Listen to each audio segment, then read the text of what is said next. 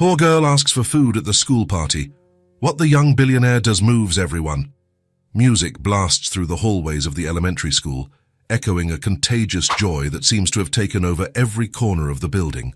Children run back and forth, their laughter mixing with the sound of balloons tied to chairs. The air is filled with expectation and sweetness, literally. The smell of chocolate cake competes with the aroma of warm, savory snacks covering the long tables. It's party day at Maple Elementary School, and not just any party. It's the annual celebration that marks the end of the semester, where the entire community gathers to celebrate the achievements of the young students. Teachers circulate with tired but genuine smiles, trying to maintain some order in the controlled chaos that the school gym has become. Among the adult guests, one man stands out, not for his height, although he is tall, nor for his perfectly styled dark hair, but for the way he positions himself. Adrian Blackwood is there, standing near the wall, observing everything with a distance that goes far beyond the physical feat separating him from the party. At 32, Adrian carries on his shoulders the weight of a fortune he built from scratch. His tech company has turned him into one of the youngest billionaires in the country, but today he is not here as a CEO. He is here as a benefactor, a role he agrees to play, but which he seems to wear like elegant armor against the simple world around him. He watches the children with a distant curiosity, as if they were creatures from another planet. When was the last time he felt so free, so carefree?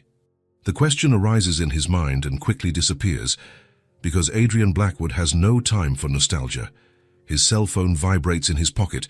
It must be Margaret, his assistant, with another urgent question about the merger he is negotiating. Or maybe it's the lawyer about the lawsuit against the competing company. There is always something waiting for his attention, something more important than a school party, where he is just fulfilling a social obligation. But as he reaches for the phone, something makes him stop. A small girl has just entered his field of vision. She is at most 5 years old, with light blonde hair that shines under the colorful gym lights, and blue eyes that seem to carry a strange seriousness for someone so young. While the other children run, scream, and push each other to get to the food tables first, she walks slowly, almost hesitantly. Holly, though Adrian doesn't know her name yet, holds a small white paper plate in her tiny hands. The plate is empty, and that alone is strange enough at a party where all the children seem to have their hands and mouths full of treats. Adrian watches her approach the main table, where the most beautiful cakes and most appetizing snacks are displayed. Her teacher smiles at her and makes an encouraging gesture, as if to say, "Go ahead and take whatever you want, dear." But Holly doesn't reach out to take anything. Instead, she just stands there, looking at the abundance before her with an expression that Adrian can't quite decipher. There is desire there, yes, but also something more. Something that makes him frown and pay closer attention. The girl looks around as if searching for someone. Her eyes pass over Adrian for a second that, for some reason, makes him hold his breath, before she turns to the nearest teacher. The gym is noisy, full of lively conversations and loud laughter, but when Holly opens her mouth to speak, her low, hesitant voice seems to cut through all the noise. Or maybe it's just Adrian who is suddenly paying attention to every word. "Can I take some for my mommy?" she asks, pointing the empty plate toward the table laden with food. She hasn't eaten since yesterday. The effect is immediate and devastating. A strange silence seems to form around the girl, as if her words have created a bubble of a different reality in the middle of the party. The smiling teacher freezes for a moment, unsure how to respond. The nearby adults who overheard become embarrassed, looking at each other with that uncomfortable expression that appears when someone mentions something they would rather ignore. Poverty, hunger, real need. Things that shouldn't exist at such a joyful party, in such a tidy school, in a world where children should only worry about choosing between chocolate and strawberry cake. Adrian feels something strange happen in his chest.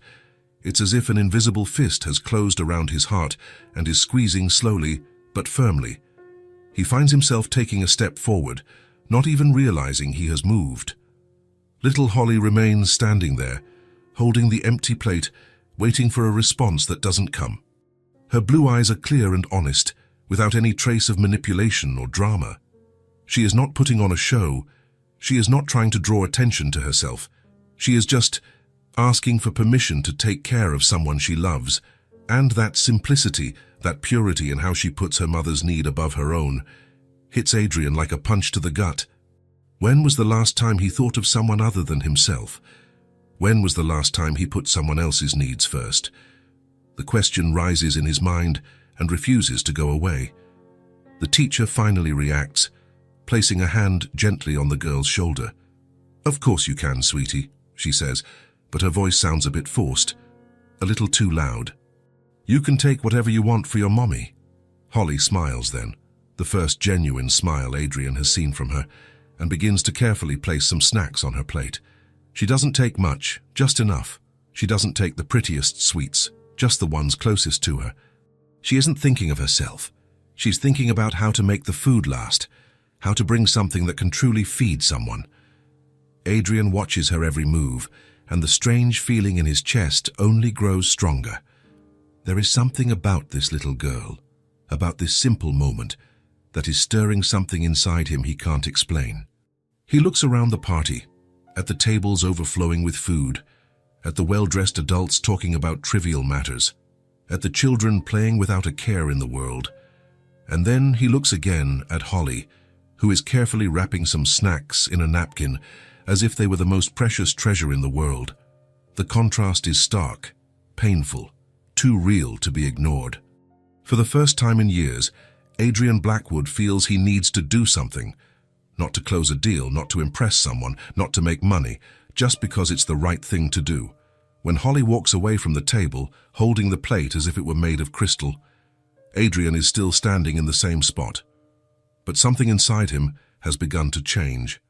Something he thought he had lost a long time ago, and it all started with the innocent request of a girl who put her love for her mother above her own hunger. 3 days.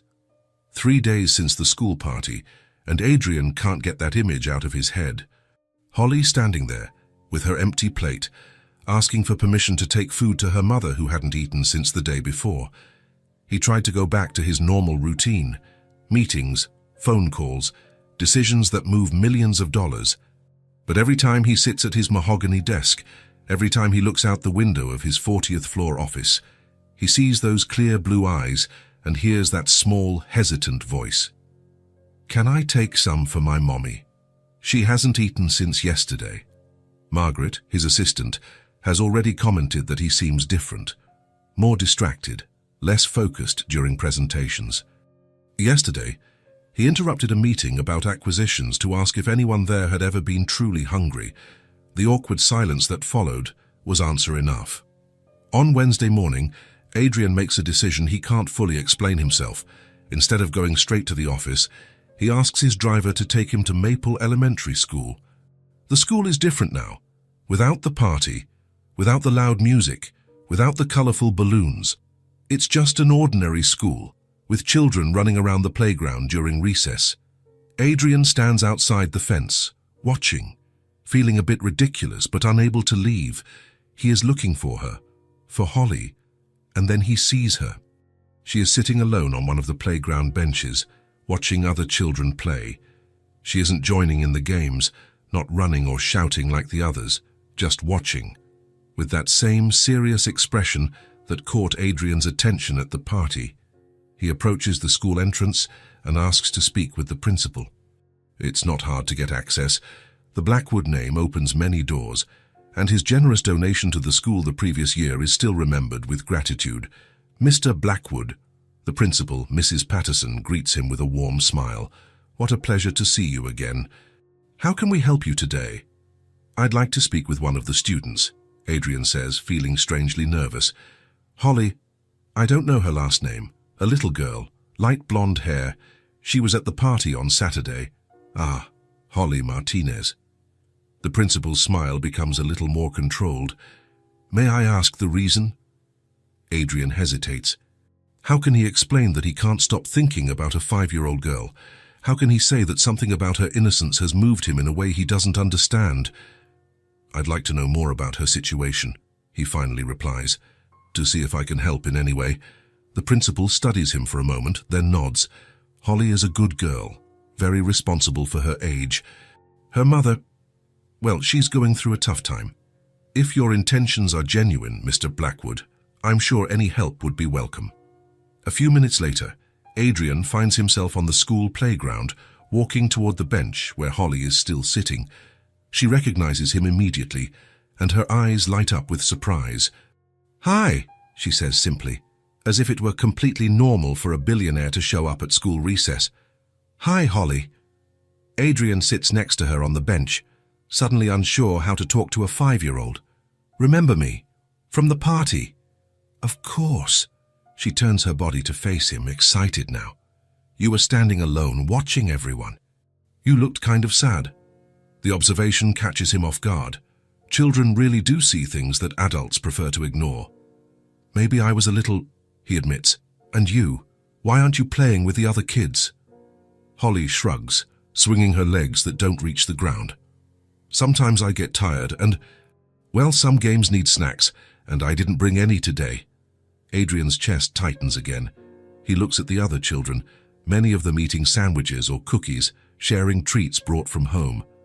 "Your mum couldn't pack a snack today." Holly is quiet for a moment, as if deciding how much she can tell him.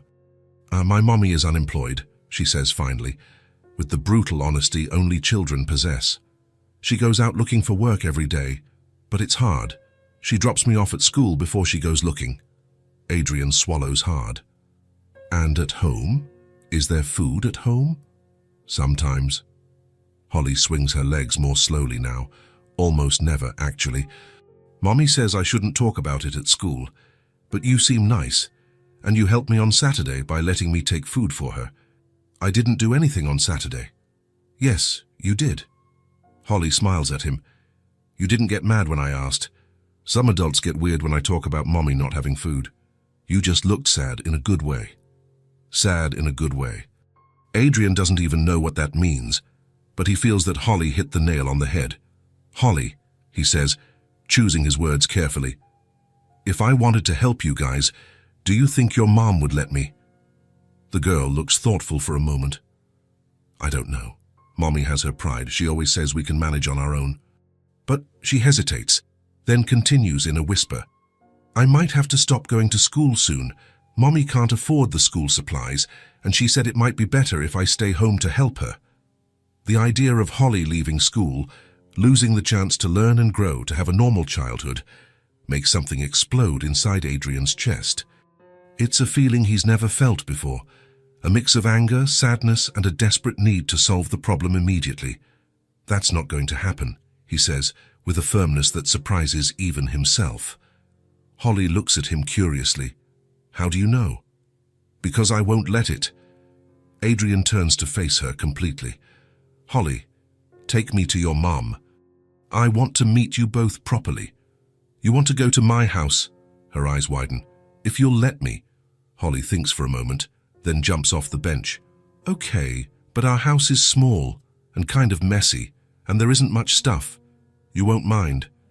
"I won't mind any of that." And Adrian realizes he's telling the truth. The walk to Holly's house is a lesson in social geography that Adrian never had. They leave the tidier surroundings of the school and venture into streets that get progressively narrower, houses that get progressively smaller and closer together. Holly talks the whole way, telling him about school, her teachers, a cat that always shows up in her yard. She has a way of speaking that is both innocent and too mature for her age, as if she knows things about life that a 5-year-old shouldn't. "Sometimes Mommy cries when she thinks I'm not looking," she comments casually as they walk. "She always stops when she sees me, but I've seen her. She gets worried about money." Adrian feels a tightness in his chest. The natural way Holly talks about such heavy things leaves him speechless. "And do you get worried too?" "A little," Holly shrugs. "But Mommy always figures something out. She's really smart. She knows how to do a lot of things, but people don't want to give her a job." "Why do you think that is?" Holly stops walking for a moment, looking at him with that strange seriousness. "I don't know. Mommy says sometimes life is just hard for no reason, that we just have to keep trying." They resume their walk, and Adrian thinks about the girl's words. There's a wisdom there that bothers him, because it's a wisdom that comes from suffering. Holly shouldn't have to understand these things yet. "This is it," she says finally, stopping in front of a small wooden house painted white. the paint peeling in some places. There's a small garden out front, well kept but simple, with a few flowers that must have been planted with a lot of care and very little money. Adrian looks at the house and feels a strange familiarity. Something about it, about the neighborhood, about the way Holly runs up the porch steps. The feeling grows stronger as he approaches the door. It's as if he's been here before, or in a very similar place, as if some old memory is trying to form in his mind. "Mommy!" Holly knocks on the door excitedly. "Mommy! I brought a visitor." Footsteps approach from the other side of the door. Adrian feels a strange anxiety, as if he's about to discover something important. There's something in the air, a tension he can't explain. The door opens, and Adrian's world stops. On the other side of the door is a woman he hasn't seen in over 5 years. Light blonde hair tied back in a simple ponytail, blue eyes exactly like Holly's, a face that has aged a bit but is still beautiful. She is wearing simple, clean clothes, and there's an expression of exhaustion on her face that turns into pure shock when she sees him. For a moment, neither of them speaks. Time seems suspended as they stare at each other, 5 years of separation and hurt between them. "Adrian?" Her voice is an incredulous whisper. "Adrian, how did you end up here?" "Rachel." Rachel Martinez, who was once Rachel Thompson. The woman he loved when he was just a young programmer trying to build something from nothing. The woman who stayed with him through the difficult early years when his company was just an idea and they lived in a tiny apartment. The woman he left behind when success finally came and he decided he needed someone who fit better with his new life. Rachel. Holly's mother. "Rachel," he manages to say, his voice coming out hoarser than he expected. The silence stretches between them, heavy with unresolved history, unspoken words and hurts that time has not erased. Adrian can see the pain in her eyes, but also pride. A lot of pride. The coincidence is absurd. Of all the children in the school, of all the families that might need help, he had to find exactly Rachel. Life has a cruel way of connecting dots that should have remained separate. Before either of them can say anything else, Holly steps between them with all the innocence in the world, oblivious to the tension in the air. "Mommy! He's the man from school," she says excitedly, pulling Adrian's hand closer to the door. "Remember I told you about the nice man from the party? It's him, and he said he can help us." "Isn't that so kind?" Rachel looks from her daughter to Adrian, and he can see the exact moment she connects the dots. The moment she realizes he went to the school specifically looking for Holly. The moment she understands that, somehow, fate has conspired to bring him back into their lives. "Do you know each other?" Holly asks, looking from one to the other with growing curiosity. Rachel swallows hard, then composes herself. When she speaks again, her voice is firm, controlled. "We knew each other a long time ago, sweetie." She turns to Adrian, and he can see all the emotions passing across her face. Surprise, pain, anger, embarrassment. But what prevails is pride. The same stubborn pride he remembers from when they were young. "We're fine," she says, lifting her chin and crossing her arms defensively. "You don't need to worry." But Adrian can see they are not fine. He can see it in the overly simple clothes, in the way Rachel is visibly thinner, in the small house behind her that probably has an empty refrigerator. He can see it in the way Holly clings to her mother's leg, as if trying to protect her. And most of all, he can see it in his own feelings, in the way his chest aches looking at them, in the way every instinct in his body is screaming for him to do something, anything, to help. The irony of the situation is not lost on him. Holly, the child who touched his heart at the school party, is the daughter of the only woman he ever truly loved. The woman he abandoned when his life changed, the woman who is now struggling alone, clearly in hardship, too proud to accept help, especially from him. Adrian didn't sleep. All night he lay in his penthouse bedroom, staring at the ceiling, thinking about Rachel's expression when she said, "Why, we're fine." The wounded pride in her voice. The way Holly clung to her mother's leg, as if protecting her. They were not fine. He knew it. Rachel knew he knew. And yet, she preferred to lie rather than accept any kind of help from him. He couldn't blame her. The hours passed slowly, marked by the digital clock on the nightstand. 2 in the morning, 3, 4. Adrian got up several times, went to the window to watch the sleeping city below, went back to bed, tried to force the sleep that wouldn't come. Every time he closed his eyes, he saw Holly asking to take food to her mother. He saw Rachel, thinner, more tired, pretending everything was okay. He saw the small house, the garden cared for with love, but without resources. At 5 in the morning, he gave up trying to sleep. The next morning, Adrian cancels all his meetings. For the second time in a week, Margaret looks at him as if he's gone crazy. Mr. Blackwood, the meeting with the Japanese investors. Reschedule. But they came especially to Margaret. Adrian stops arranging the papers on his desk and looks at her directly. Reschedule everything. I have something more important to take care of. She opens her mouth to protest, then closes it. In 5 years of working for him, she has never seen Adrian put anything above business. He lives and breathes work, or at least he used to. May I ask what kind of emergency this is? She asks carefully. Personal, Adrian replies, grabbing his car keys. Very personal. An hour later, Adrian is at the supermarket nearest to Rachel's house. He has never shopped alone. He's always had people for that. But today is different. Today, he pushes the cart through the aisles, choosing each item with care. The first thing he grabs is rice, a large bag that will last for many meals. Then beans, pasta, basic products that form the foundation of a diet. He's never had to think about this before, never had to calculate how many meals a bag of rice could provide. Now he's doing just that, thinking about efficiency, nutrition, how to make the money stretch as far as possible. Milk, eggs, fresh bread. He picks the softest bread, imagining Holly biting into a sandwich in the morning. Fruits she will like, bright red apples, perfectly ripe bananas, sweet grapes, cookies, because every child should have cookies at home. In the meat section, he stands for a long time. Meat is expensive, but it's protein Holly needs to grow strong. He picks up a good piece for stew, another for making burgers. Chicken breast, versatile and nutritious. Fresh vegetables, non-perishable canned goods. Basic spices. Adrian keeps filling the cart, thinking about each purchase, imagining Rachel cooking, Holly eating with appetite. The idea makes him smile for the first time in days. An elderly lady in the aisle watches him with curiosity. A clearly wealthy man, in an expensive suit, choosing basic food with the care of someone who knows need.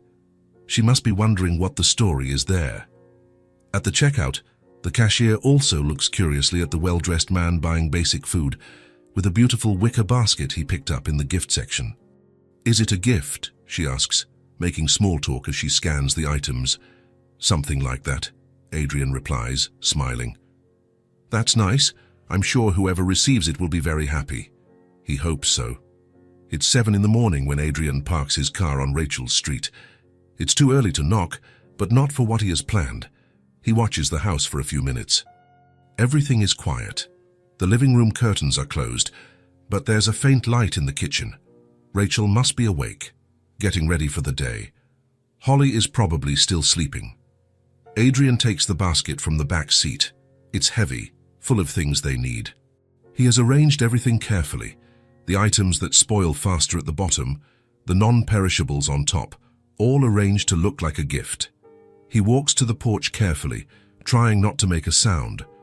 The wooden floorboards creak a little under his steps, but not enough to wake anyone. He places the basket right in front of the door, where it can't be missed when they open it. Along with it, he leaves a simple card on which he wrote only, "For Holly and Rachel, with care." Then he runs off like a teenager playing a prank, hiding behind his car to see the reaction. He feels a bit ridiculous.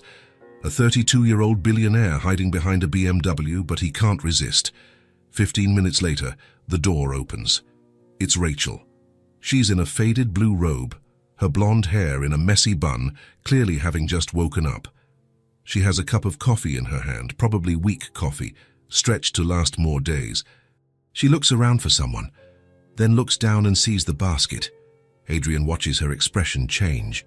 Surprise at first, her eyes widening when she sees all the contents. confusion as she looks around, trying to understand where it came from. Then something like irritation when she picks up the card, reads it and understands who left it there. Rachel stands for a long moment, holding the card, staring at the basket as if it were a poisonous snake. She crosses her arms, shakes her head, looks at the street one more time, clearly looking for Adrian. He ducks lower behind the car, waiting, holding his breath. "Mommy!" Holly's voice comes from inside the house, sleepy and curious. "What is it?" "Nothing, sweetie. Go back inside." "But you're just standing at the door. What's that on the floor?" Adrian can imagine Holly appearing beside her mother, still in her pajamas, rubbing her sleepy eyes. "It's a basket," Holly shouts, all sleepiness vanishing from her voice, "with lots of stuff." "Where did it come from?" Rachel hesitates, clearly not knowing what to answer. "Can I see what's inside? Please." Adrian hears Rachel's defeated sigh before she answers, "You can." What follows are the most excited exclamations Adrian has ever heard. Holly discovers each item as if they were treasures. "Mommy, look, apples and bananas and—" "Wow, cookies!" Her voice gets higher and higher with excitement. "And milk, real milk, not the powdered kind." Adrian has to cover his mouth to keep from laughing too loud and giving himself away. "Who was so nice to us, Mommy?" Holly asks. I'm not sure, sweetie. But it must be someone really, really good. Look at all this stuff. We'll be able to eat well for a long time." The innocence in Holly's voice, the way she sees it as pure kindness, makes Adrian's chest ache. "Let's bring it inside," Rachel says finally, her voice tired and resigned. A few minutes later, they go inside with the basket. Adrian waits a little longer, listening to the muffled sounds of Holly exploring every item, then leaves, satisfied. In the following days, Adrian develops a routine. He stops by the school at recess, talks to Holly, then walks her home. He never goes inside. Rachel has made it clear he's not welcome in the house, but he stays in the yard, playing with the girl. Holly loves having someone to play with. She teaches Adrian games he had forgotten existed. Hopscotch drawn with chalk on the concrete floor, hide and seek behind the few trees in the small yard, made-up stories about brave princesses and kind dragons. "You really know how to play," Holly comments one afternoon, after Adrian did surprisingly well in a game of guessing animals. "Most adults forget how—" "Maybe I've learned again," Adrian replies, smiling. "From who?" "From you." Holly smiles back, that pure, uncomplicated smile that only children can give. It's during one of these afternoons, a week after the basket, that Holly says something that deeply moves Adrian. They are sitting on the grass in the small yard. Holly has just shown him a drawing she made at school, a happy family of 3 people holding hands. A tall man, a woman with yellow hair, and a little girl in the middle. "Who are these people?" Adrian asks, though he has a suspicion. "You, me, and Mommy?" Holly replies naturally, as if it were obvious. Adrian's heart skips a beat. "Why did you draw us together?" Holly shrugs, playing with the grass. "Because it would be nice if we were a real family." Before Adrian can fully process those words, she continues. "You're nice," she says suddenly, looking at him with those sincere blue eyes. "I like you. I like you a lot." The words are simple, innocent, but they hit Adrian like a punch to the chest. When was the last time someone said they liked him without wanting something in return, with no interest in his business, no interest in his money? "I like you too, Holly," he replies, his voice coming out more emotional than he expected. "A lot. Will you keep coming here?" There's a vulnerability in the question that breaks his heart. "If you want me to." "I do. Always." Holly smiles, then gets serious. "Mommy sometimes gets sad when you leave. Why don't you two talk more?" The question is innocent, but it cuts right to the painful point.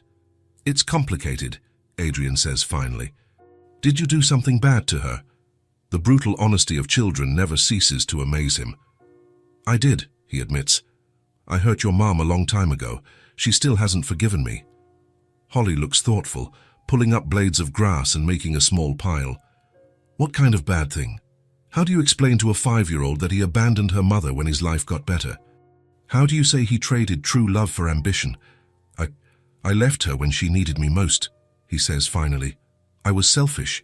I only thought about myself. And are you sorry? Every day. Then why don't you say you're sorry? If only it were that simple. Adrian looks at the house where he can see Rachel watching from the kitchen window. Always watching, always caring, always keeping her distance. It's easy to be good with you, he says to Holly, choosing his words carefully. You have a pure heart. You see the best in people. But with your mum, it's different. I hurt her badly in the past. She has every reason not to trust me. Holly looks at him with a surprising intensity for someone so small.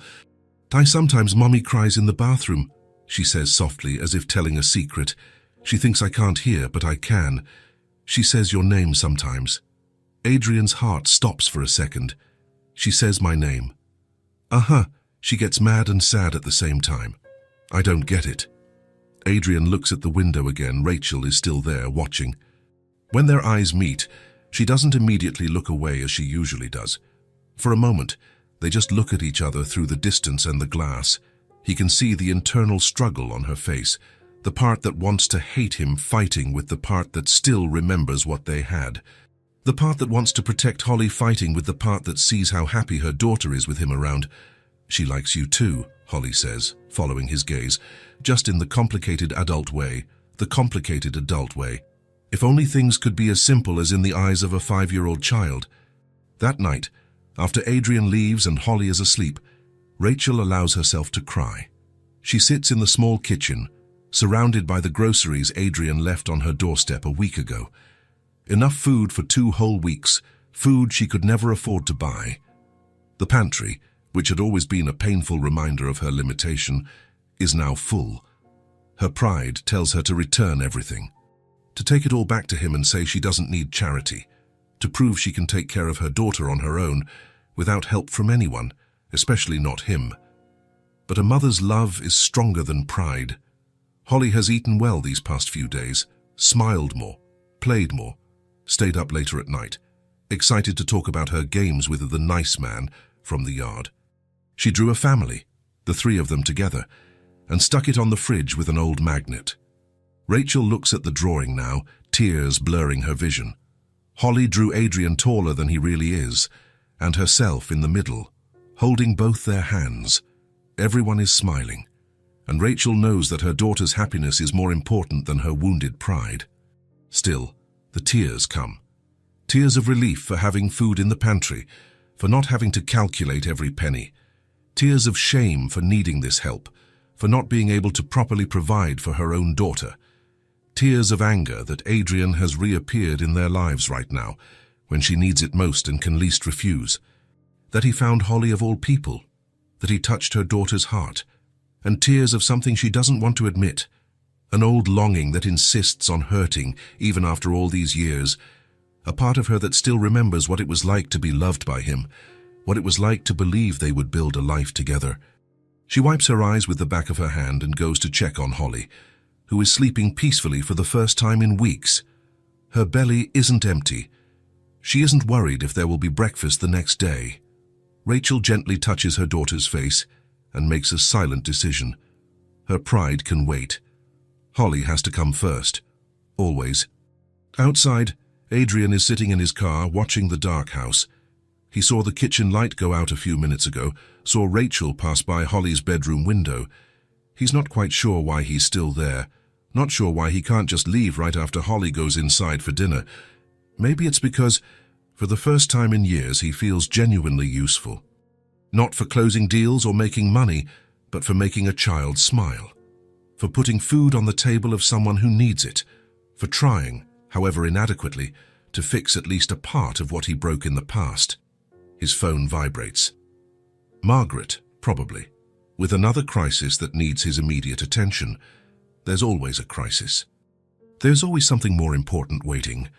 But Adrian turns off the phone without looking and finally drives away. Today, nothing is more important than this. And maybe it never will be again.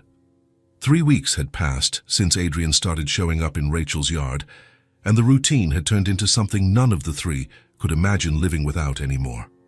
Every day at 3:30 in the afternoon, Holly runs out of school looking for him, Sometimes Adrian is already waiting, leaning against the gate.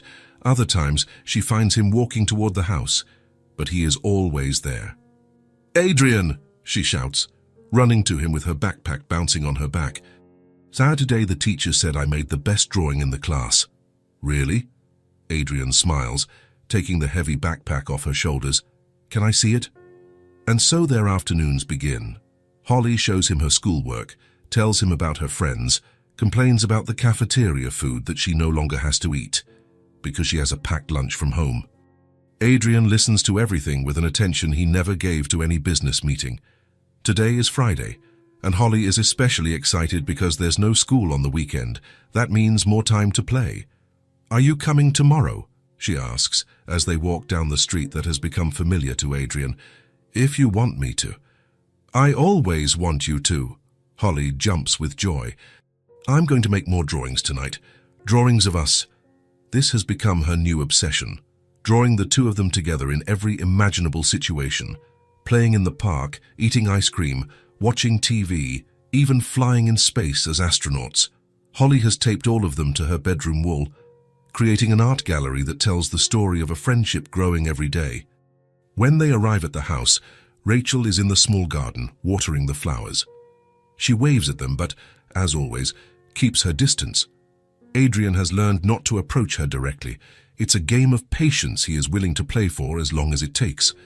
"Hi, Mommy." Holly runs to Rachel and hugs her. "Adrian came again." "I see that," Rachel replies, glancing briefly at him before turning her attention back to the plants. Adrian gets the message. Yard, yes. House, no. He accepts the rules because being near Holly is worth everything. They settle on the grass in the yard, and Holly takes a carefully folded piece of paper from her backpack. "Look what I made in art class." She unfolds the paper, revealing a colorful drawing. It's her and Adrian sitting under a tree, and she's reading a book to him. "The teacher said I'm very good at drawing people." Adrian takes the drawing and studies it seriously, as if it were an important document. It's perfect. "You're very talented." "Do you really think so?" "I'm sure of it. Can I keep this one?" Holly's eyes sparkle. "You can, but are you really going to keep it? You won't throw it away?" The question is innocent, but it hits Adrian in the chest. How can a 5-year-old be afraid that her drawings will be thrown away? "Never," he says with conviction. "I'm going to put it on the wall in my office. That way, every time I'm working, I'll remember my favorite artist." Holly throws herself into his arms for a tight hug. Adrian closes his eyes and feels something he took a while to recognize. This is what it must be like to truly love someone. Without expecting anything in return, just wanting to see the person happy. "Guys, what should we play today?" Holly asks, pulling away from the hug. "You choose. How about we make up a story, our story, just for us?" "What do you mean?" Holly sits on the grass, cross-legged, with that serious expression she makes when she's thinking about something important. "Well, in the school stories, there's always a princess, a prince, a castle. But what if we made up a different story? With normal people, who don't live in castles? People like us." "Yeah, people like us." Adrian sits beside her, interested. "All right. How does our story begin?" Holly closes her eyes, thinking. Once upon a time, there was a girl who lived in a small house with her mother. They were very happy, but sometimes the girl was lonely because her mother had to work a lot. Adrian feels a pang in his chest. Holly is telling her own story. "And then?" he asks softly. "And then a nice man appeared who liked to play with her, and the girl wasn't lonely anymore." "And what happened next?" Holly opens her eyes and looks directly at him. "I don't know yet. We're still living that part." The answer is so profound and true that Adrian is left speechless. They really are still living that part, writing the story as it happens. "And how do you want the story to end?" he asks. "With everyone happy, forever." Forever. Adrian hopes it's possible. They spend the next afternoon creating more chapters of the story, each one more elaborate than the last. Holly adds details like a talking cat, based on the cat that appears in the yard, and a magical garden where colorful flowers grow, clearly inspired by her mother's small but well-tended garden. While they play, Adrian notices that Rachel appears at the kitchen window more often. She tries to be discreet, but he notices. She stands there watching them, and there's something in her expression he can't quite decipher. Is it joy? Fear? Sadness? Maybe a mix of everything. When the sun starts to set and Holly has to go inside for dinner, she always asks the same question. Are you coming tomorrow? If you want me to, I always want you to. And then she runs inside, leaving Adrian alone in the yard for a few minutes. It's in these moments that he feels Rachel's eyes on him. She continues to watch from the window, and he pretends not to notice, but he does notice, and he wonders what she's thinking. Inside the house, Rachel is indeed watching. Every afternoon she finds an excuse to be in the kitchen or the living room where she can see the yard. She tells herself she's just making sure Holly is safe, but the truth is more complicated. She watches how Adrian plays with Holly, how he listens to every word she says with genuine attention, how he gets on the floor to play, not caring if his expensive clothes get dirty, how he smiles when Holly laughs, and it scares her. Not because Holly is happy. Holly deserves all the happiness in the world. What scares Rachel is the intensity of this affection, the way Adrian looks at her daughter as if she were the most important person in the world, because she has seen that look before. Years ago, when Adrian looked at her that way, and she remembers how much it hurt when he just stopped. Is he going to disappear again? She catches herself thinking as she watches the two of them invent a new game. What if he suddenly gets tired of this? What if something more interesting comes up in his life? The question torments her because she knows Holly is already attached. Very attached. The girl talks about him all the time, draws him on every piece of paper, plans games all week just waiting for the weekend to arrive. If Adrian disappears from their lives now, it will break Holly's heart. And Rachel doesn't know if she can bear to see her daughter suffer because of him again. Yes, again. Because Rachel remembers the time when Holly was too young to understand, but would ask where her daddy was. Rachel never knew what to answer. "Mommy!" Holly's voice interrupts her thoughts. "Why don't you come play with us?" Rachel realizes she was so lost in thought that she didn't notice her daughter coming into the kitchen. "I'm making dinner, sweetie. But Adrian asked if you wanted to play too." Rachel looks out the window. Adrian is standing in the middle of the yard, clearly waiting for an answer. When their eyes meet, he gives a shy wave. "Maybe another day," she replies, looking away. Holly pouts but doesn't insist. She runs back to the yard, shouting, "She said maybe another day." Rachel sighs. Another day has become her standard answer to almost everything related to Adrian. In the fourth week, something changes. It's a rainy afternoon, and Holly is disappointed because she won't be able to play in the yard. She stays glued to the window, looking for Adrian. "He's not coming today," Rachel says gently. "It's raining too hard." "But he always comes," Holly insists. "He promised." 10 minutes later, Adrian appears running in the rain, completely soaked, carrying a colorful umbrella. "I told you," Holly shouts, jumping with joy. Rachel watches him stop on the porch, shaking himself off like a wet dog, and feels something strange in her chest.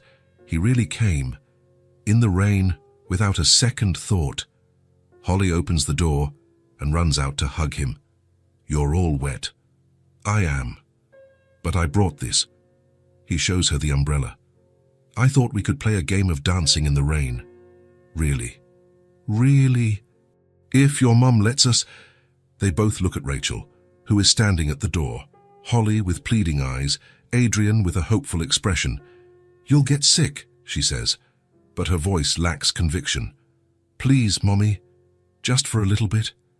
Rachel looks at her daughter, then at the soaked Adrian on her porch, then at the rain that is letting up. And then she makes a decision that surprises her. "Come inside," she says, stepping away from the door.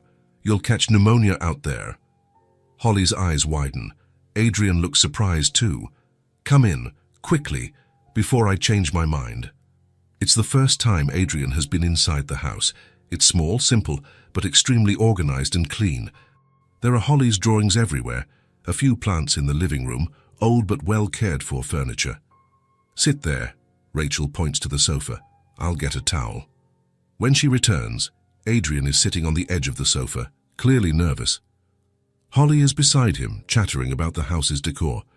"Thank you," he says as Rachel hands him the towel. She nods and sits in the armchair opposite, keeping a safe distance. For a few minutes, no one speaks. Holly fills the silence by talking about a movie she watched at school, but Rachel and Adrian occasionally glance at each other, like two cautious animals. Finally, Holly announces she's going to get her new drawings from her room, leaving the two of them alone. The silence becomes heavy. "Rachel," Adrian begins. "No," she interrupts, holding up a hand. "If you're going to be here, if you're going to be a part of Holly's life, I need to say a few things." He nods, waiting. Rachel takes a deep breath, choosing her words carefully. "You're different," she says finally. "I see you with her, and you're caring about someone other than yourself. That's new." Adrian opens his mouth to respond, but she continues. "But I still have a lot of hurt, Adrian, a lot. After your life changed, you forgot your origins. You forgot where you came from. You forgot the people who supported you when you had nothing." The words come out with an old pain held in for years. "You became someone else, someone I didn't know anymore. And when I tried to talk to you about it, you said I didn't understand your new world, that I couldn't keep up." Adrian lowers his head, the memories hurting like open wounds. "I know," he whispers. "Even so." Rachel hesitates, then continues. "Holly is happy with you around, happier than I've ever seen her. And for that, thank you for the help." Adrian looks up at her, surprised by the unexpected gratitude.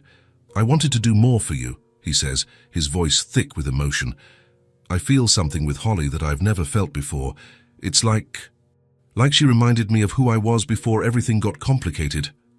"And who were you?" Adrian thinks about the question, trying to find the right words. Someone who dreamed of making a difference in people's lives. Not just making money. Someone who believed that success was worthless if you had no one to share it with. Rachel studies him for a long moment. "And now I want to be that someone again, for her, for you." Before Rachel can answer, Holly runs back in with a stack of drawings. "Look how many I made." She spreads the papers on the floor. "This is me, you, and Mommy having a picnic. This is us at the park. Hand this one." As Holly shows each drawing, Rachel and Adrian look at each other over the girl's head. Something is changing between them. There is still pain, still fear, but there is also a small, fragile possibility. The possibility that maybe, just maybe, some broken things can be fixed. When Adrian finally leaves, it's dark and the rain has completely stopped. Holly says goodbye with her usual hug, but this time he also waves to Rachel. "Thank you," he says simply. "For what?" "For letting me in." After he leaves, Rachel stands at the window, watching his car's lights disappear down the street. Holly has already gone to bed, happy to have spent the whole afternoon with the two adults she loves most in the world. And for the first time in 5 years, Rachel allows herself to think that maybe Adrian really has changed. She just hopes it's true. Because if it's not, this time it won't be just her heart that breaks. 2 weeks after the conversation in the living room, everything had changed. Adrian no longer needed to wait to be invited in.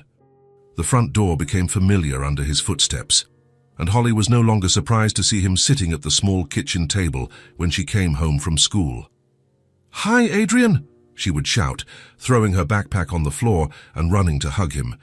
It had become a daily ritual, that tight hug that made Adrian's whole day worthwhile. "Hi, little artist. How was school today?" "Good. The teacher said my garden drawing was beautiful. Want to see?" And so another afternoon would begin in the simple house that had become Adrian's favorite place in the whole world. Rachel is in the kitchen preparing a simple snack for Holly. Bread with jam, a glass of milk, some cut-up fruit. Basic things, but made with care and now without the constant worry of whether there would be enough food for the next day. "Can I help?" Adrian asks, getting up from his chair. "You don't have to," Rachel replies automatically, but her voice no longer has the harshness of the early days. "I know, but I want to help." Rachel hesitates for a second, then hands him the knife and the apples. "You can cut these. Holly likes them in small pieces." It's a simple gesture, but it means a lot. She's letting him participate in the routine. in the small things that are part of Holly's daily care. Adrian cuts the apples carefully, remembering the preference Rachel mentioned. Holly sits at the table between them, chattering about her day at school while she eats her snack. And then Sarah said she was bringing chocolate fudge balls tomorrow because it's her birthday. And I said I've had fudge balls too, and she was surprised because she thought only she knew what fudge balls were. Adrian listens to every word, asking questions at the right moments, laughing at the funny parts. Rachel watches it all from the corner of her eye, pretending to be busy organizing the kitchen. "Adrian," Holly says suddenly, in the middle of a story about gym class, "are you having dinner with us tonight?" The question catches both adults off guard. Adrian looks at Rachel, waiting for her reaction. "Holly," Rachel begins, "please, Mommy, he can, can't he? We have enough food now." The last sentence is said with an innocence that makes Adrian's heart ache. Holly grew up knowing that food is something that can run out, that it needs to be rationed, that there isn't always enough. Rachel looks at Adrian, then at her daughter, then back at Adrian. "If you'd like to stay," she says finally.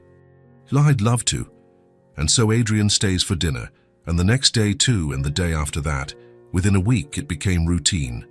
Adrian arrives around lunchtime on weekends or in the late afternoon on weekdays, and just stays. He helps prepare the food, listens to Holly talk about her day, chats with Rachel about simple, everyday things. It's not glamorous. It has nothing to do with the sophisticated life Adrian led before, but it's real in a way he had forgotten existed. "Do you know how to make pasta?" Holly asks one Thursday, as the three of them are in the kitchen deciding what to cook. "I do," Adrian replies. "Want me to make it?" "Yes, Mommy always makes it the same way." "I want to see how you do it." Rachel steps away from the stove, making room for him. It's another small gesture of trust, letting him take control of the kitchen. Adrian cooks the pasta, while Holly sits on the counter, asking questions about every step. Rachel watches them both, a soft expression on her face. "Why do you put salt in the water?" Holly asks. "To make the pasta more flavorful." "And why do you stir it like that?" "So it doesn't stick to the bottom of the pot." "And why do you—" "Holly," Rachel interrupts, laughing. "Let the man cook in peace." But Adrian is smiling. "It doesn't bother me. I like her questions." When they sit down for dinner, Holly insists on sitting between them. "To this is better," she explains. "I can talk to both of you at the same time." The pasta was simple but delicious. They eat while talking about trivial things, the weather, school, the cat that appeared in the yard that morning, normal conversations of a normal family. Rachel realizes that's exactly what is happening. They are behaving like a family. And the scariest part is that it feels natural. After dinner, Holly convinces them to play a card game she learned at school. It's simple, childish, but the three of them have fun as if it were the most important thing in the world. "I won!" Holly shouts when she runs out of cards. "Did you cheat?" Adrian asks, feigning suspicion. "No," Holly laughs. "I'm just really good." "It's true," Rachel agrees. "She's always been clever with games." Adrian looks at Rachel, and for a moment they share a genuine smile. No hurt, no tension, just two adults who care about the same child and want to see her happy. When Adrian finally leaves, Holly is already asleep. Rachel walks him to the door. "Thank you," she says softly. "For what?" "For having dinner with us, for playing cards, for being here." Adrian stops at the door, turning to look at her. "Thank you for letting me stay. Holly likes having you here." "And you?"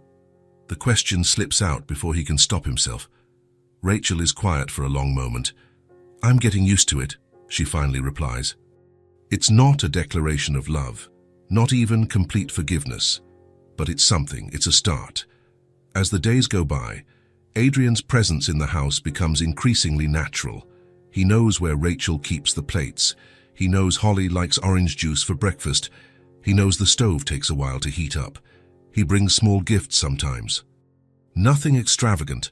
A new book for Holly, flowers for Rachel, different ingredients to cook together. Things that are part of a shared life.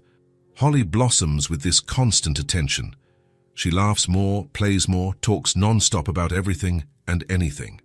She knows she has someone who will listen, who will be interested in the small things in her life. Rachel watches all of this and feels a complex mix of emotions: joy at seeing Holly so happy, gratitude for finally having help with daily responsibilities, fear of getting used to something that might not last. But mostly, she feels hope. Hope that maybe, just maybe, they can build something new on the pieces of what was broken in the past. On a Friday night, after another quiet dinner, Holly is helping dry the dishes when she asks, "Is Adrian going to live here with us?" The question catches both adults off guard. Rachel nearly drops the plate she was washing. "Why would you ask that, sweetie?" Rachel asks, trying to keep her voice calm. "Because he's always here, and he likes us. And we like him." Holly says it as if it's the most obvious thing in the world, as if families are just made up of people who like each other and decide to stay together. If only it were that simple. Adrian and Rachel look at each other over Holly's head, both unsure of what to say. "It's complicated, Holly," Rachel says finally. "Why do adults always say things are complicated?" Holly sighs. "It seems easy to me. Maybe it is easy. Maybe it's the adults who complicate things with fear, pride, and past hurts. But that's a conversation for another day. For now, it's enough that Adrian is part of their routine, that he is present, constant, reliable. It's enough that Holly has discovered what it's like to have someone who never leaves when she needs them most. And it's enough that Rachel has started to believe that some people really can change. Rachel couldn't sleep all night. She lay in bed, staring at the ceiling, thinking about the last few weeks. Adrian had become part of their lives in a way she never thought possible. He was there every day, playing with Holly, helping with chores, being a father, even without knowing he was one. The truth weighed on Rachel's chest like a stone. 5 years of keeping this secret, 5 years of raising Holly alone, 5 years of wondering if she did the right thing by not telling him. When Adrian left her, she was 2 months pregnant. But he had already made his choice. His new life had no room for what they had been. How could she tell him she was expecting his child? At the time, Rachel had tried to call a few times. She even dialed his number, but always hung up before he could answer. Pride stopped her. The hurt made her think he didn't deserve to know. The fear of being rejected once again paralyzed her. When Holly was born, Rachel looked into those clear blue eyes, identical to Adrian's, and almost called him. Almost. But then she remembered his words, "You couldn't keep up with my new world." And she kept the secret for 1 more day. After that, it got harder. How could she explain hiding the pregnancy? How could she justify years of silence?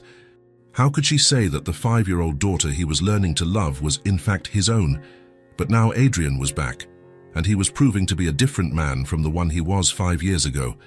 A man who deserved to know the truth. A man Holly deserved to have as a father.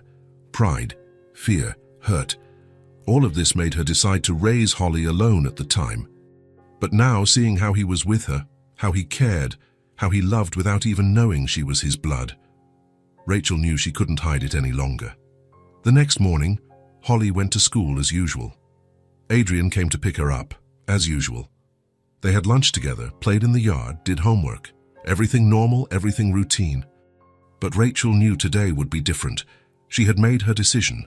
Today she would tell him everything. All day, she rehearsed the words in her head. "Adrian, I need to tell you something. Remember when we broke up? Holly is your daughter." No version sounded easy. After dinner, while Holly was taking a bath and getting ready for bed, Rachel gathered her courage. "Adrian," she said, her voice coming out quieter than she intended, "I need to talk to you." He was drying the dishes, a task he had naturally taken on in recent weeks. There was something domestic and comforting about seeing him there, in the simple kitchen, being part of the routine as if he had always belonged there. "Of course. What about?" Rachel took a deep breath. There was no easy way to say it. "Let's sit in the living room." Adrian could tell from her tone that it was serious. He put the dish towel on the counter and followed her to the small living room. They sat on the sofa, the same place where they had their first real conversation weeks ago, but this time the tension in the air was different. Denser, more charged with expectation. Adrian? Rachel began, then stopped, running her hands through her hair nervously. You're scaring me, he said gently. What is it? Rachel glanced toward the hallway, where she could hear Holly humming in the bath. Her daughter, who didn't know that the man who had become her favorite person in the world was her biological father. The child, who had finally found the father figure she had always dreamed of. Remember when we broke up? She asked finally. Adrian winced, as if the memory caused him physical pain. I remember. It was the biggest mistake of my life. If I could go back in time. Back then I was... The words got stuck in her throat. 5 years of silence are not easily broken. 5 years of lying to herself that she did the right thing. You were what, Rachel? She closed her eyes, took a deep breath and said it all at once. Adrian, Holly is your daughter. The silence that followed was deafening. Adrian sat completely still, as if his brain had simply stopped working.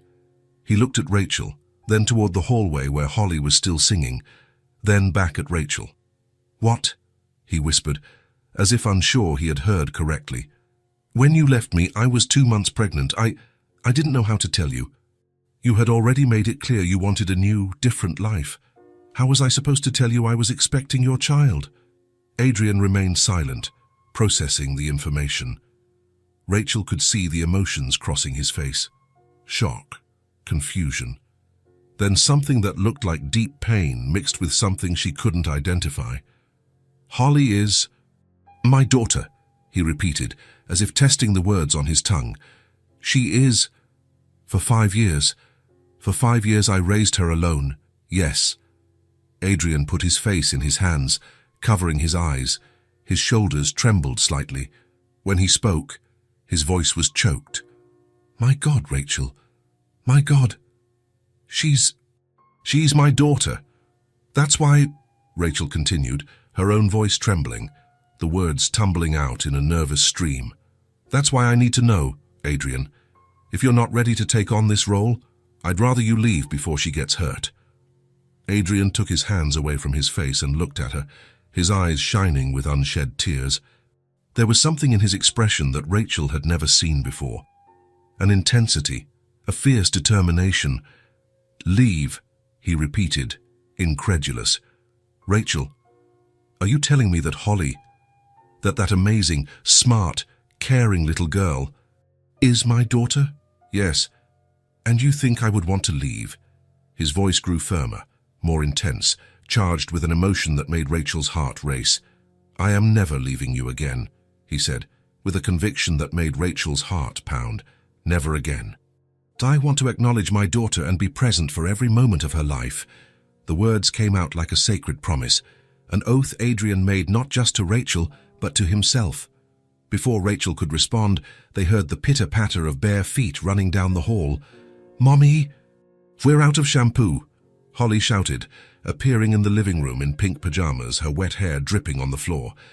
She stopped when she saw the two of them on the sofa, with serious, emotional expressions. Are you guys fighting? She asked, worried, her voice growing small. Rachel and looked at each other. It was time. There was no going back. Dino, sweetie, Rachel said softly, holding out her arms. Come here, we have something important to tell you. Holly approached slowly, clearly sensing that something big was happening. There was a tension in the air that even a 5-year-old could feel. Rachel pulled her onto her lap, and Adrian moved closer to them on the sofa. Holly, Rachel began, choosing her words carefully. Remember how you always asked about your dad? Uh-huh. Holly nodded seriously. Well, he's here. Holly looked confused, glancing from Rachel to Adrian, then back to Rachel. Where? Here, Rachel pointed gently to Adrian. Adrian is your dad, sweetie. Holly was silent for a long moment, processing the information with the seriousness of a 5-year-old trying to understand something that would change her life forever. She looked at Adrian, studying his face as if seeing it for the first time, as if she were looking for similarities, for signs that would confirm what she had just heard. Then she looked directly at him, her clear blue eyes meeting his. You're my dad? She asked, as if wanting confirmation before fully believing. I am, Adrian answered, his voice barely a whisper, choked with emotion. If you want me to be. Holly continued to stare at him, and Adrian held his breath. What was she thinking? How did she feel knowing this? Would she be confused, upset that she hadn't known sooner? And then, without warning, she jumped from Rachel's lap and threw herself into Adrian's arms with all the strength of her small body. I knew you were special, she said, hugging his neck tightly, as if she would never let go. I knew it. Adrian hugged her back as if he would never let go, the tears finally streaming down his face without any attempt to control them. My daughter, he whispered against her wet hair. My little girl. Rachel watched them embrace and felt as if a gigantic weight had been lifted from her shoulders. Finally, after 5 years of carrying this secret alone, the truth was finally out. Can I call you Dad? Holly asked, pulling back a little to look directly into his eyes. You can, he replied, smiling through his tears. I would love that. Dad, she tested the word, smiling. Dad. I like it a lot. And then she laughed. That pure, crystal-clear laugh that always warmed Rachel's heart. Now I have a dad just like the other kids at school. In the weeks that followed, everything changed, and yet everything stayed the same. Adrian immediately sought a lawyer to begin the process of acknowledging paternity. Not out of suspicion. One look at Holly was enough to see the obvious resemblances between them, but because he wanted everything to be official, he wanted his name on her birth certificate. He wanted her to be legally, officially, recognized as his daughter. Will it hurt? Holly asked when Adrian explained they needed to do a DNA test. No, sweetie. It's just a little bit of saliva. Easier than brushing your teeth. Okay then, but I already know you're my dad. How do you know? Holly thought for a moment, making that serious face she always made when reflecting on something important. Because when you're here, everything is better. And dads do that, right? They make everything better. Adrian had to turn away so she wouldn't see the tears in his eyes. The legal process was surprisingly fast. The test confirmed what everyone already knew. Holly was unequivocally Adrian's daughter. In a few weeks, all the documents were signed, and Adrian was officially registered as Holly's father. The day they received the papers, Holly insisted on seeing the official document. Look, Mummy, it says right here that Adrian is my dad. It sure does, Rachel confirmed, smiling at the pure joy on her daughter's face. Now it's official, Holly declared solemnly, holding the paper as if it were the most precious treasure in the world. Now we're a real family. A real family. The words echoed in Adrian's heart with a surprising intensity. The first time Holly called him Dad in public was on a normal Monday, at school. Adrian had gone to pick her up, as he always did. It was a routine he had grown to love, waiting at the school gate, seeing her face light up when she saw him, hearing about her day during the walk home. Holly ran out of the classroom when she saw him waiting at the gate, as she always did. But this time was different. Dad, she yelled, running towards him with her backpack bouncing on her back. Dad, the teacher said I can introduce my family in class tomorrow. The word came out so naturally, so spontaneously, that for a moment Adrian couldn't move. Dad. She had called him Dad, in public, in front of other children and parents, without hesitation, without shame. Dad. The tears came before he could control them. Right there at the school gate in front of everyone, he began to cry. Dad, why are you crying? Holly asked, concerned, stopping in front of him. Adrian knelt down to her level, placing his hands on her small shoulders. Because I'm the happiest man in the world, he said, his voice choked with emotion. Why? Adrian smiled through his tears, looking at that little face that was a perfect mix of him and Rachel. Because I love you, my daughter. I love you more than anything in the world. I love you too, Dad. Dad. The most beautiful word he had ever heard in his life. That day, walking back home with Holly chattering excitedly about the presentation she would give in school, Adrian understood that his life had finally found its true purpose. It wasn't the business. It wasn't the money. It wasn't the professional success he had always chased. It was this. It was being a father. It was being present. It was being the person Holly would look for in tough times, the person she would trust, the person who would always be there for her in every achievement and every difficulty. It was being Holly's dad. And for the first time in 5 years, Adrian felt truly whole. A month after the paternity reveal, Adrian proved that his words were not just empty promises. Rachel was in the kitchen, organizing a pile of overdue bills that were accumulating on the small table, when Adrian arrived to pick up Holly from school. It was a routine he had naturally taken on. Every day at 3 in the afternoon, he was there, waiting at the gate, ready to walk his daughter home. "Are those bills worrying you?" he asked.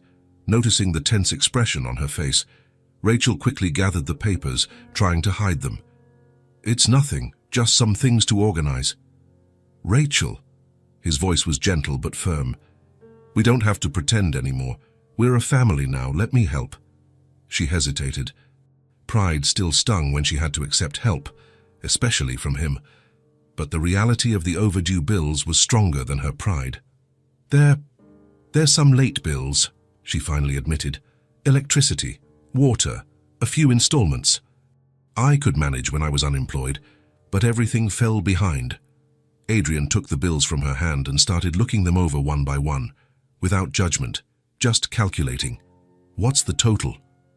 "Adrian, I can't accept you." "What's the total?" he repeated more firmly. Rachel sighed, defeated. "Sign about $800. Without a word, Adrian took his checkbook from his pocket. Rachel watched him fill out a check for the exact amount of the bills. "There," he said, handing the paper to her. "Now you can sleep peacefully." "Adrian, I don't know how to thank you, but I also don't know when I'll be able to pay you back." "I don't want you to pay me back," he interrupted. "I want you to use this peace of mind to get organized, to look for a job you enjoy without the pressure of overdue bills." Rachel looked at the check, then at him. "Why are you doing this?" "Because you two are my family, and families take care of each other." But Adrian didn't stop there. In the following days, he showed that his commitment went far beyond money. Every morning, he would show up at 7 to help Holly get ready for school. He would make breakfast while Rachel got their daughter dressed, take Holly to school, and pick her up at the end of the day.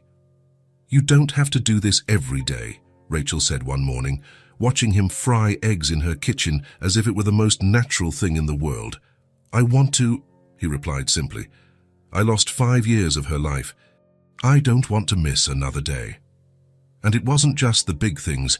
Adrian started noticing the small details that make a difference in daily life. When he saw that the kitchen faucet was dripping, he called a plumber. When he realized Holly was growing and her clothes were getting small, he showed up with bags of new clothes. Holly needs new clothes," he said casually, leaving the bags in the living room. "Adrian, you can't keep spending money on us like this." "I can, and I will. She's my daughter. It's my responsibility too." Rachel began to realize that Adrian really had changed. The man who once left her because she couldn't keep up with his new world was now there every day, proving with his actions that her and Holly's place was right beside him. With the bills paid and a more organized routine, Rachel was finally able to focus on looking for a real job, not just any job to survive. She had always loved to cook. Back when they were young and dating, she would cook for Adrian and he always praised her dishes. It was an old dream to work in a restaurant, but circumstances never allowed it. Now, with the stability Adrian brought, she could finally pursue that dream. "There's an opening for a kitchen assistant at Bella Vista," she told Adrian one afternoon, excited. "It's a new Italian restaurant that opened downtown. Are you going to apply?" "I already did. They called me for a practical test tomorrow." "That's great. You'll do wonderfully." Adrian wasn't just being kind. He truly believed in her, and that made all the difference. On the day of the test, Rachel woke up nervous. It had been so long since she had applied for a job she actually wanted, not just needed. "Everything will be fine," Adrian said, making her breakfast. "You cook better than many chefs I know." "How can you know that? It's been 5 years since you've tasted my food." "I remember every dish you made for me," he said, smiling. "And Holly always says that Mommy's food is the best in the world." Rachel got the job. Not only did she get it, but she impressed the chef so much that he hired her directly for a better position than the original opening, kitchen assistant, with the possibility of advancing to line cook. "I got it," she shouted, entering the house that day, radiant with happiness. Holly ran to hug her, and Adrian smiled in that way that always reminded her of the young man she had met years ago. "I knew you would," he said, and the way he said it made Rachel realize he truly believed in her. The job at Bella Vista was exactly what Rachel needed to regain her self-esteem. Chef Marco, the owner, soon noticed her talent and started giving her more responsibilities. "You have golden hands," he said, after Rachel prepared a sauce that became a hit at the restaurant. "Have you ever thought about taking a culinary course?" Rachel had never considered it a real possibility, but now, with a more stable life, she began to think about it. Within 3 months, she was earning enough to contribute significantly to the household expenses. It was no longer just Adrian paying for everything. Now they shared responsibilities like a real family. "I can pay half the rent now," she said one evening after Holly had gone to bed. "You don't have to." "Yes, I do. I want to contribute. I want us to be real partners, not just you helping me." Adrian understood. It was important for Rachel to regain her independence, her dignity. He accepted her contribution, knowing it made her feel whole again. Over time, the dynamic in the house changed completely. Rachel would wake up earlier to make breakfast before going to work. Adrian would take Holly to school, pick her up at the end of the day, and the three of them would have dinner together every night. It was a simple domestic routine, but one that neither of them had experienced before. Adrian had never had a real family. Rachel had never had a partner who truly shared the responsibilities. "So you know what I like most," Holly said one night, as the three of them were washing dishes together. "What, sweetie?" Rachel asked. "That our house is always filled with the sound of happy people now." The girl's observation hit both adults in a different, but equally profound way. On a Friday night, after Holly was asleep, Rachel and Adrian were sitting on the sofa watching a movie. It was something they had started doing in recent weeks. Quiet moments together, unhurried, just enjoying each other's company. "Rachel," Adrian said suddenly, turning off the television. He turned to face her, and there was something different in his expression. Something more vulnerable, more open. "I need to tell you something." Rachel felt her heart speed up. Over the past few months, they had built a solid partnership, a friendship based on the love they both felt for Holly. But there was always something unsaid between them, a tension that hung in the air. "What is it?" Adrian took a deep breath, as if preparing for something he had been thinking about for a long time. "The biggest mistake of my life was leaving you," he said, his voice low but firm. "I never forgot you, Rachel.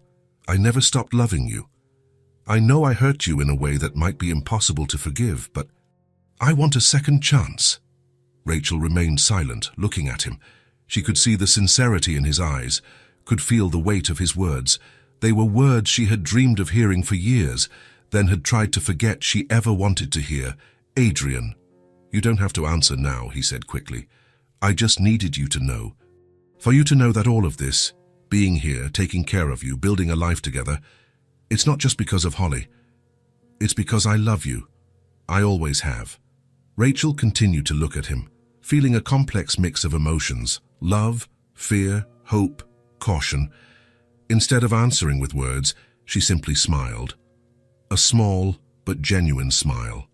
A smile that said maybe, that said we'll see, that said let time show us the way. Adrian understood. It wasn't a yes, but it wasn't a no either. It was a possibility. It was hope. A few weeks later, on a Sunday afternoon, the three of them were in the small yard. Holly was playing with a set of paints Adrian had given her, painting imaginary flowers in the air. Rachel was reading a recipe book she had borrowed from work. Adrian watched them both, still half in disbelief that this simple, perfect life was really his.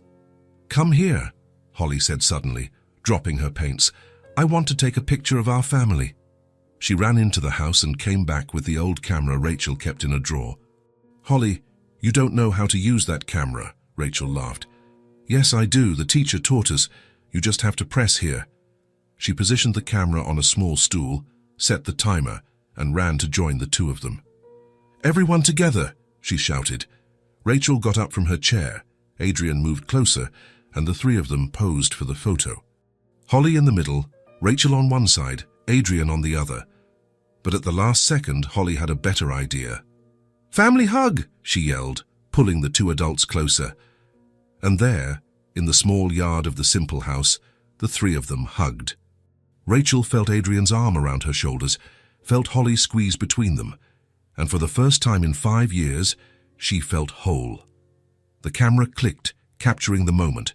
Holly, Rachel, and Adrian together, embracing, smiling, a family. It wasn't perfect. There were still issues to resolve, feelings to process, a future to build. But it was real. It was full of love, forgiveness, and hope. It was a new beginning. And for the first time in a long time, Rachel believed that some happy endings were actually possible. If this story touched your heart, subscribe to the channel and turn on notifications so you don't miss the next ones. Leave a like because it helps this story get recommended to more people. See you in the next story.